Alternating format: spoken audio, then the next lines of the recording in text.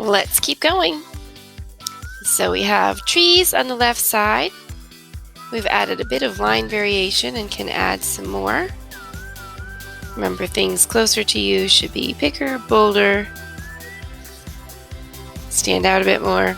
I've added a little bit of shading along through here, and I can also add color, or I can just stick with shading. On this right side, I want to do something with this space. It just feels a little bit empty. And then a little bit of something in the sky to give it some added detail. So over on this side, I could do all sorts of things. I could do a river coming down from the mountains. I could do rows of flowers or grass. That could be nice. I could leave it fairly plain and add a straight horizon line. Actually, I might go ahead and do that. Kind of a straight-ish horizon line at the base of the mountains. And, tough to decide. Whatever you want is fine. Anything you'd like. I'm tempted to do a bit of a river. Maybe a little, tiny little creek. So I'm just going to wind a wavy line like that. And the point of that, of course, is to create something similar to the road, but with wavy lines. Okay? So I can envision that this comes up and continues back over towards the horizon line. I'm sorry, towards the vanishing point. Okay? So I'm just going to start real skinny up in here and just kind of come out and think about getting wider and bigger and bigger and bigger till it's down in here and it's flowing past us. Okay? So same as everything else, things closer to you are bigger and bolder.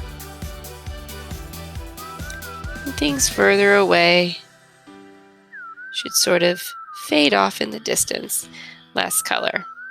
Okay? I'm not thrilled by that river, but I'm not sure what else to do with this space.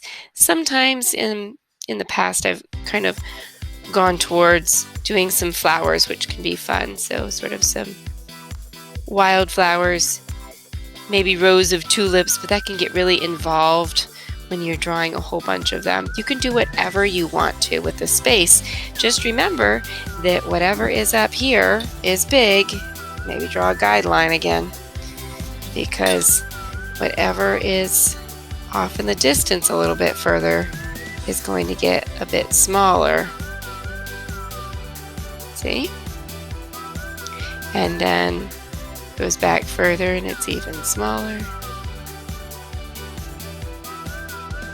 And back further, smaller still, until you can't really make out what it is. Don't forget to take out that eraser anytime you use the guidelines, and take them away when you're finished. Okay, it's just about time to add color. I can always change my mind about things and make touch-ups after I've added color. No big deal. One final thing that I want to do is address the sky. I always like putting clouds in the sky. You guys have seen me do this before. Nice big cloud right up towards the very top of my paper. And then as I get closer to the vanishing point, closer to the horizon line, but closer to the vanishing point, my clouds get lower and smaller.